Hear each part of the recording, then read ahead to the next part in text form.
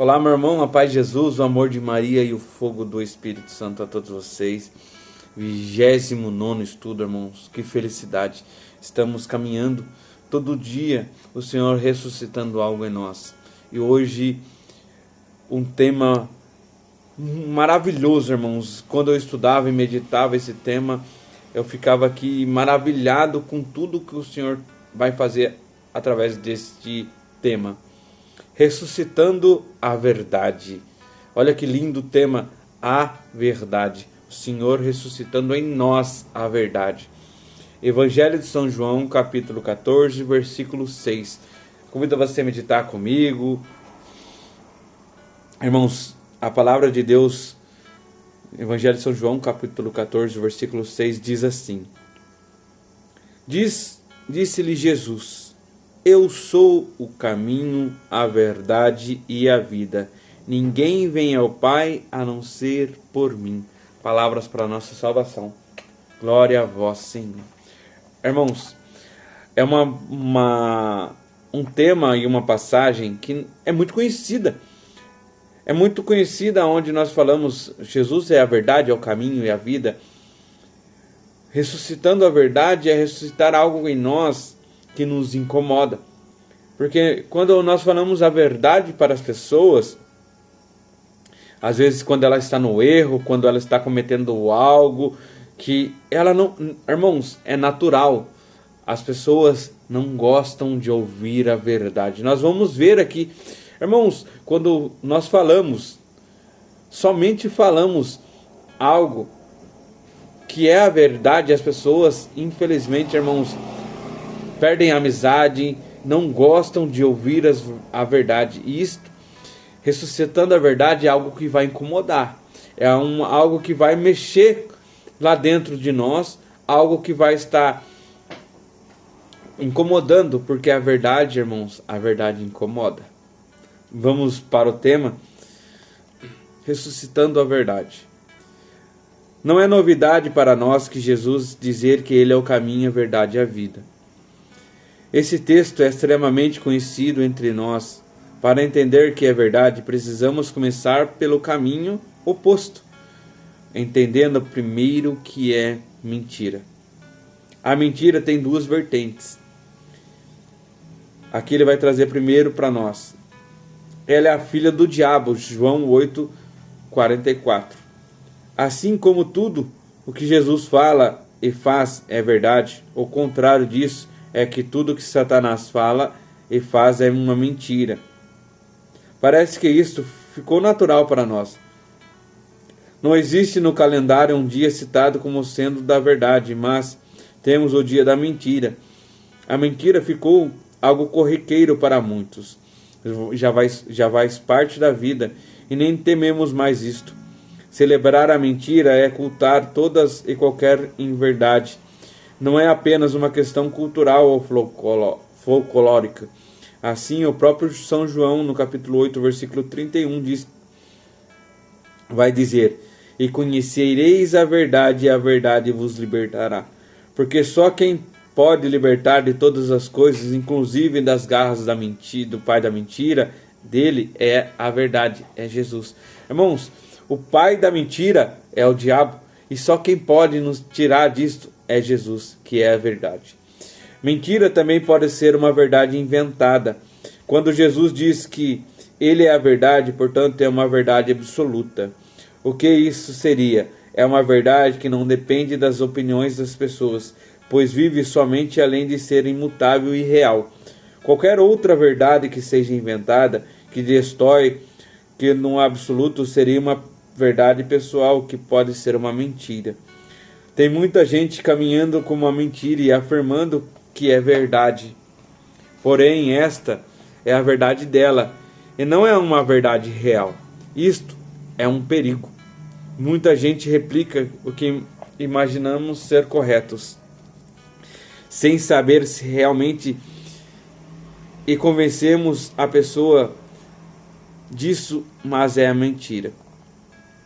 Quando alguém diz assim, amigado com fé, casado é importante, é o amor. Isto é uma mentira que ela inventou, acreditando ser uma verdade dele, mas não é uma verdade absoluta. Sem o sacramento, o casal tem uma união, pode ser até estável, mas não está casado e nem se torna pela força do amor, entende? Aqui, irmãos, é muito forte.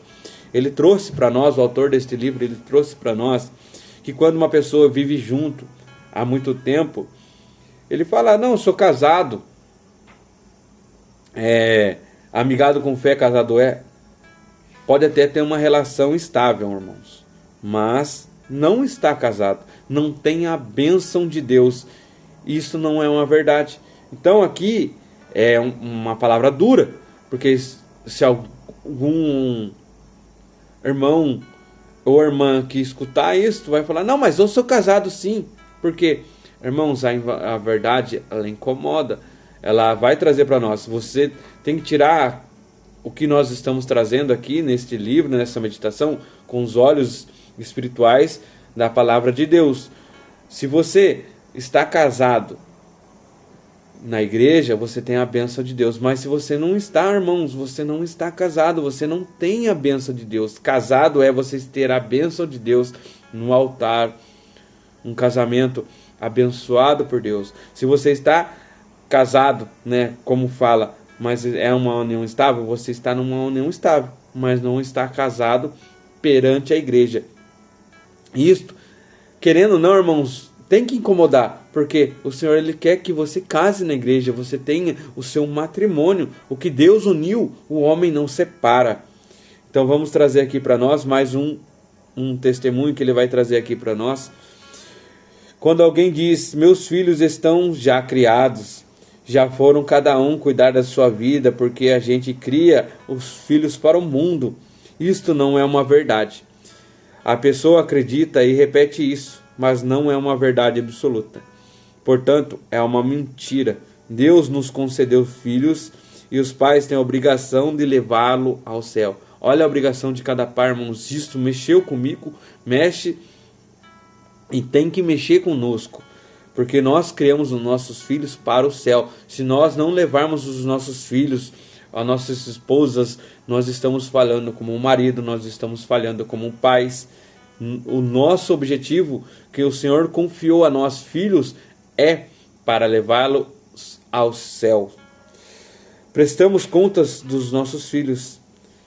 Então, é tão grave que São João da Cruz chegou a dizer que quando você cria os filhos e eles têm diplomas, bens materiais, se tornam aos olhos das pessoas bem-sucedidos, mas vivem como pagãos e abandonam a Deus, os pais não têm motivos para gozarem de alegria dos filhos, pois literalmente criou para o mundo e não para serem salvos. Irmãos, quando nós formamos os nossos filhos, damos estudos, é ótimo, mas primeiramente nós temos que criar os nossos filhos para o céu, não para o mundo, porque esse mundo vai passar. Olha quão importante, irmãos, esta verdade ao nosso coração. Este mundo vai passar. Se nós estamos só criando os nossos filhos para ter sucesso, ser bem-sucedido, estamos falhando, porque não estamos criando ele para o céu. Esta verdade vem em confronto, a verdade ela vem em confronto ao nosso coração. Disse, portanto, Santo Agostinho, muitos irmãos odeiam a verdade por terem amado e se... Disse, portanto, Santo Agostinho, muitos irmãos odeiam a verdade por terem amado o que tornaram como verdadeiro. É como uma pessoa que cometeu um crime para tentar sair ilesa, contrata um advogado, monta uma estratégia tão forte para inocentá-la que acaba convencendo-se que realmente não cometeu tal delito. Mas cometeu sim. Há muita gente vivendo assim, mentindo para si mesmo e se convencendo dessas mentiras, como se fossem verdade e achando mesmo que vivem na verdade. Misericórdia. Irmãos, olha que palavra dura ao nosso coração. Muitas das vezes nós vemos mentira, falamos mentira e nós acreditamos nas nossas próprias mentiras. Vivemos tanta na mentira, que para nós ela se torna uma verdade. Nós vemos aqui o testemunho que ele trouxe de pessoas que cometem crimes, procuram um advogado, monta aqui ele fala, né, uma estratégia tão forte que acaba inocentando, mas ela cometeu um crime, e ela comete, e muitas das vezes nós cometemos isto, mentimos tanto que acreditamos na nossa própria mentira, e isso, irmãos, é contra a verdade, e a verdade é Jesus. Se estamos vivendo na mentira, estamos vivendo contra Jesus. Irmãos, essa palavra da verdade vai em confronto ao nosso coração, nas nossas mentiras, daquilo que vivemos.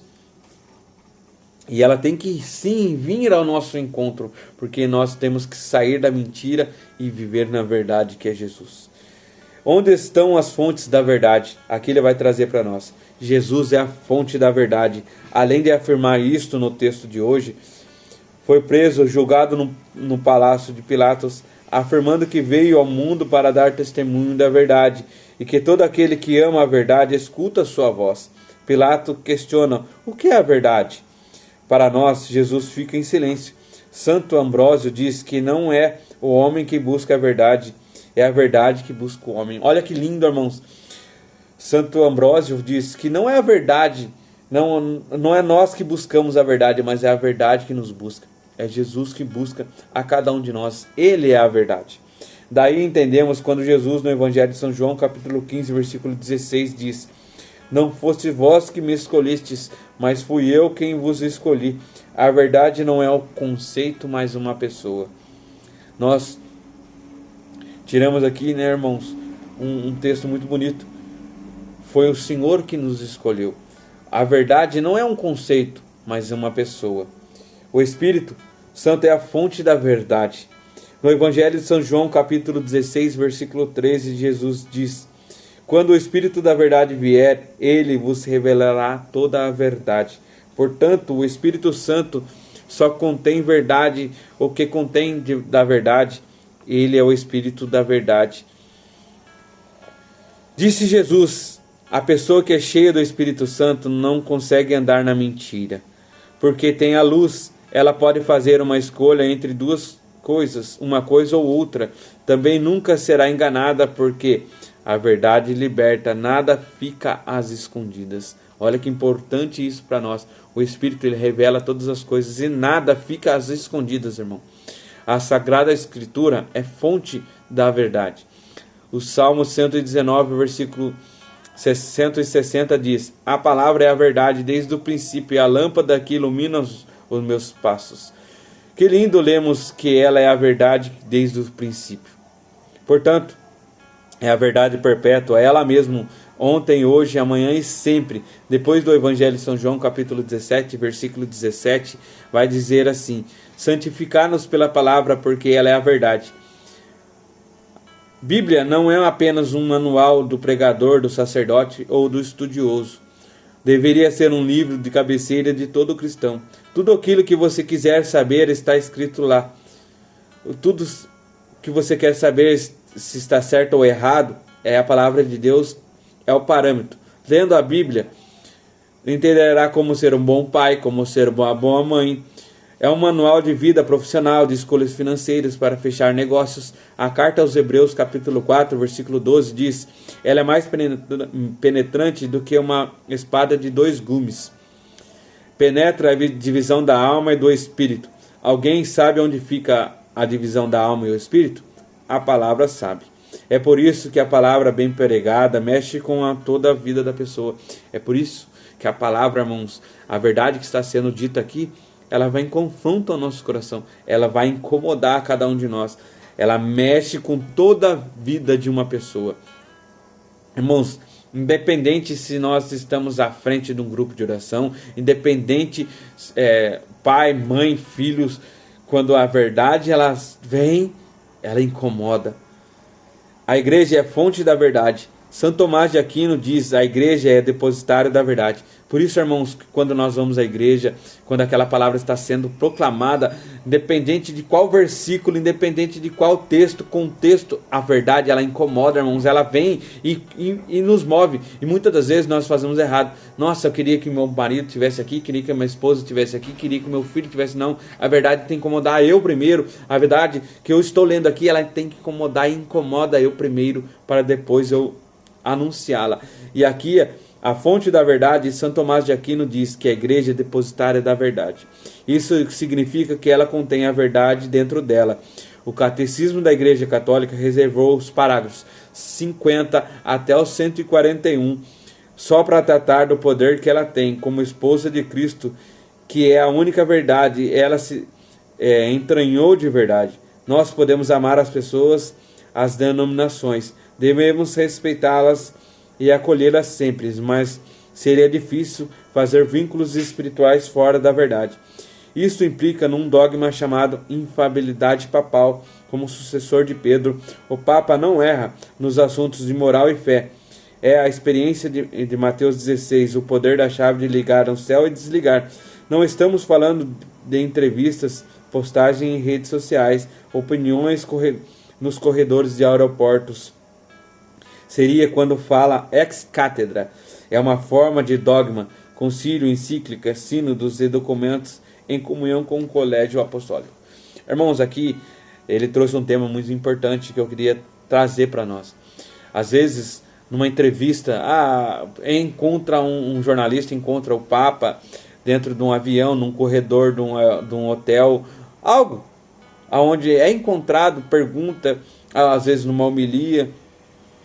Irmãos, ali o Papa ele pode errar, ele não é infalível nisto, ele pode errar nisto, numa entrevista ele falar algo, num documento que ele escreve, mas quando ele fala ex cátedra, irmãos, é um dogma, ali ele é infalível. Quando ele diz ex cátedra, é nesse âmbito que ele não erra, porque ele tem este poder que foi lhe dado por Jesus, de ligar no céu e desligar, de ligar e desligar.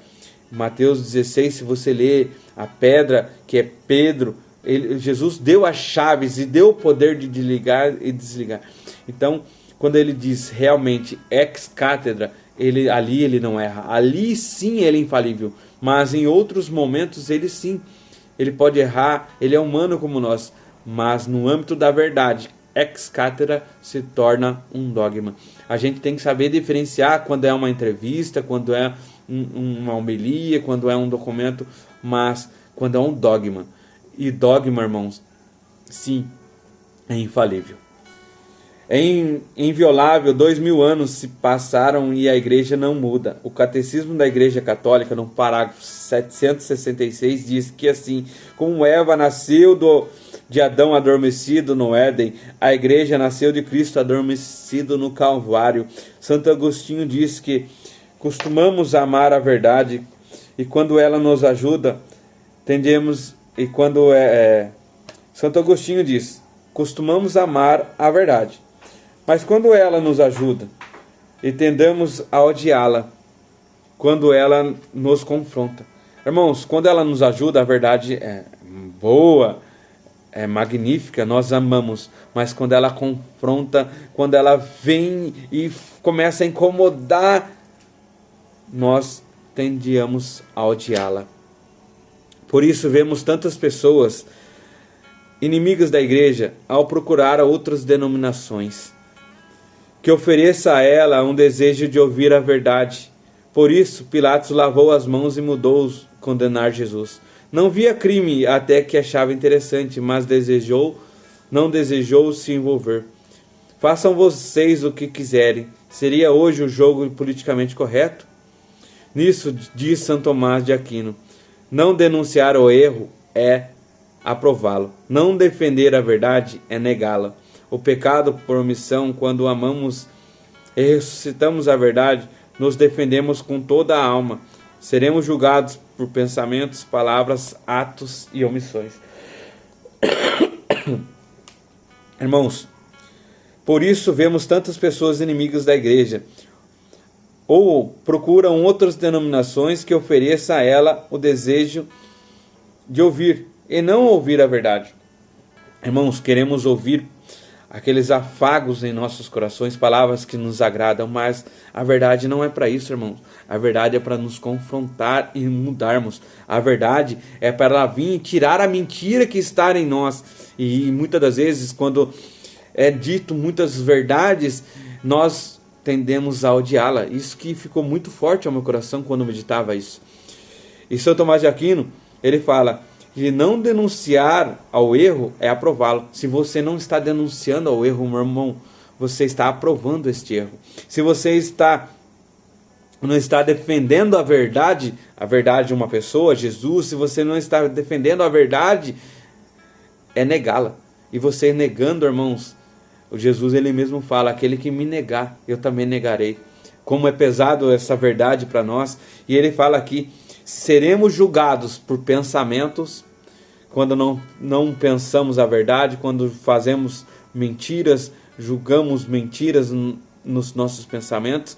Somos julgados pelas palavras que falamos, quando falamos mentiras, quando anunciamos mentiras. Somos julgados por atos, se estamos cometendo mentiras e omissões, quando nos omitimos de falar a verdade. Irmãos, hoje o Senhor quer ressuscitar a verdade em nós. Independente, irmãos, de você falar assim, não, mas quem precisa da verdade é meu esposo. Não, a verdade quem precisa sou eu. A verdade quem precisa é eu para mudar como minha esposa. A verdade quem precisa ouvir e mudar e receber esta verdade sou eu para mudar com meu filho, para mudar no meu trabalho, para mudar. Irmãos, esta verdade não é somente para mim que prego a palavra, não é somente para aquele sacerdote. Não, a verdade é para todos, principalmente para mim, que estou hoje meditando esta verdade. O Senhor quer ressuscitar a verdade em mim. Ressuscitar a verdade, irmãos, é sair da mentira.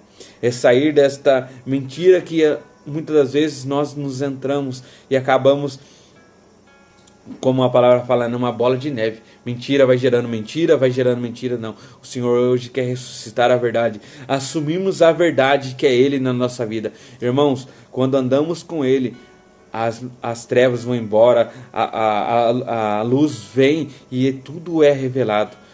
Quando nós andamos com Jesus, a verdade vem. E a verdade, irmãos, é uma pessoa. O Senhor quer ressuscitar esta verdade em nós, ressuscitar essa verdade em mim. Deixe que Ele revele, irmãos, toda a verdade e tire toda a mentira do nosso coração. É isso que ficou muito forte para mim. E nesse tempo, Santo Ambrósio diz, não é o homem que busca a verdade, é a verdade que busca o homem. Irmãos, é muito importante, sabe por quê? Porque a verdade está buscando você hoje.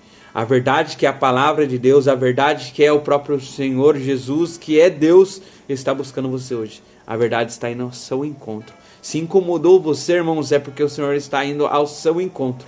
Que Deus abençoe.